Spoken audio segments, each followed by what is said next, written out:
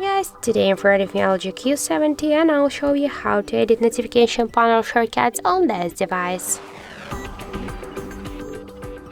So just to do that, open the notification panel shortcuts to add or remove some of these icons. So just to change their positions, we should click here to this edit icon.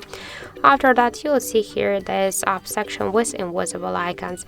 Just to add these options to your panel, you should just hold it and drag it to the down section. If you want to remove some of these options from the panel, by the same way, hold the icon and drag it to this up section. Just to change the positions of the icons, we should just hold the icon and just drag it. As you can see, that's so simple. And just to save the changes, click here to done button, and that's it. So thank you for watching, and if you find this video helpful, don't forget to leave a like, comment and to subscribe our channel.